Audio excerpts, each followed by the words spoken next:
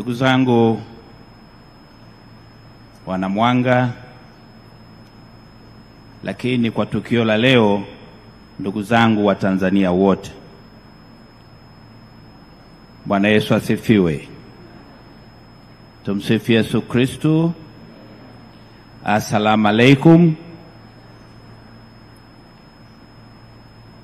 Baba Maaskofu pamoja na viongozi wetu wa kiroho,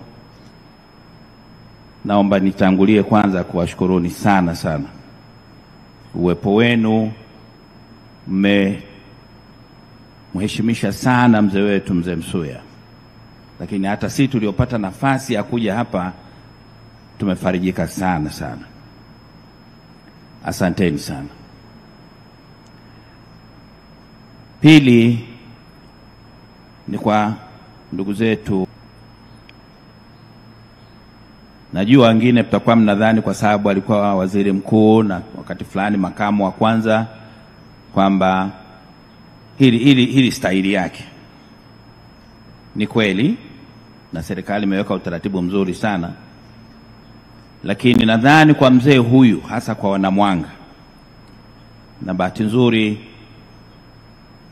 nimefanya kazi serikalini kwa muda mrefu kidogo, alikuwa ni mzee mmoja ambaye kwa kweli katika hali ya kawaida ameacha mambo mengi mazuri. Na moja ambalo mimi nilikuwa nampendea sana, alipenda kusema ukweli hata katika mazingira magumu.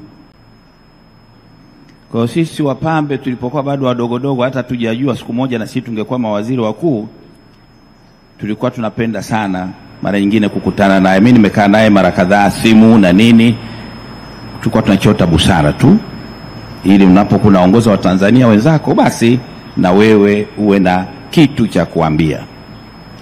Kwa hiyo niliona na mimi nije nishiriki katika kumwaga, lakini yeye anajua ni kwa nini Mwanga hii mimi na upenzi wake wa aina yake kihistoria tu. Ndio maana nilipopima niende wapi nikaona hapana, mimi ngoja niende huku Mwanga ambako nilikuwa najua mambo mengine ambayo yalitokea, na kupitia mzee huyu aliweza kwa kweli kuheshimisha Mwanga na hatimaye mkoa lote na sasa Tanzania nzima. Bwana Yesu asifiwe.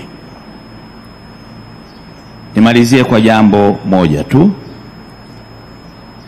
Viongozi wetu wametuasa na alilosema la msingi sana. Anasema tuwakatae wanaogawagawa vihela huko na nini ili eti waje watuhudumie.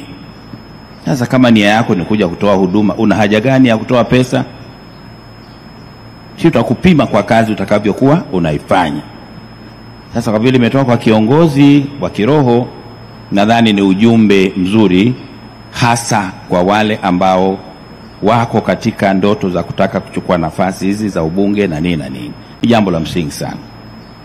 Lakini mimi niendelee kuomba sana viongozi wetu wa dini zote kabisa. Maana mimi hakuna mahali ambapo sijakanyaga. Kanisa la Kiluteri nimeshiriki nao kwenye mambo mengi. Katoliki ambako ndio wengine tumetokea huko ndio usiseme, Waanglikana, Pentecostal, karibu makanisa yote. Jamani wa Tanzania, kitu kimoja ambacho lazima tuendelee kuwashukuru sana viongozi wa dini ni pale ambapo kila ibada wanachukua muda kuliombea taifa, kuombea viongozi wetu wa taifa ili waweze kupata baraka za Mwenyezi Mungu kuliongoza taifa hili kwa kadri itakavyompendeza yeye. Kwa hili mimi nasema asante sana, kwa sababu nimekuwemo humu na najua kazi kubwa ambayo mnafanya kumwomba Mwenyezi Mungu azidi kuibariki nchi hii. Kwa mimi nadhani kwa Tanzania wenzangu kubwa wote tujaribu kushikamana, kuungana, na sasa hivi makanisa karibu yote yanazungumza lugha inayofanana, na Waislamu na wenyewe ni sehemu ya waumini wa Mungu. Ndio maana unakuta sasa hivi kuna kila aina ya taasisi, zote ni kwa lengo la kupeleka katika umoja wa kitaifa. Kwa mimi baada ya kusema haya, naomba niwashukuruni sana kwa kunipa nafasi haka, lakini nilikuja huku na hamu zangu tu nyingine, na nina vichukuu vinasoma huko Mwanga bado vidogo kabisa. Kwa hiyo nilikuwa nasema tukitoka hapa nikimbie nikavione viko mnaita asisi hapo, na ndio maana nikaona basi nikienda huko na wajukuu nitapata muda wa kuwaona vile vile, na wengine wako SOS pale, wale wanaoshughulika na watoto wenye shida na nini na nini. Kwa hiyo mkoa hili na jirani zenu si haba, mna baraka nyingi za Mwenyezi Mungu. Asante sana, na kwa mama zangu, baba zangu, wafiwa wote kwa jumla, mimi naamini kabisa Mwenyezi Mungu atawabarikini kulibeba hili kwa uzito stahiki. Mungu awabariki sana sana, ili muweze kuendelea kumudu shughuli hizi mbalimbali. Jamani, asante sana. Tulipewa dakika moja, lakini tabu kweli, imebidi niongeze nyingine kidogo. Namshukuru sana mkuu wa mkoa na timu yako kwa kazi kubwa na nzuri ambayo umeifanya. Asante sana. Tunakushukuru. Mimi naitwa Juma, mmiliki wa magari ya usafirishaji wa mizigo na abiria. Natumia bima papo kwa sababu inaruhusu kuweka TIN namba yangu wakati wa kununua bima.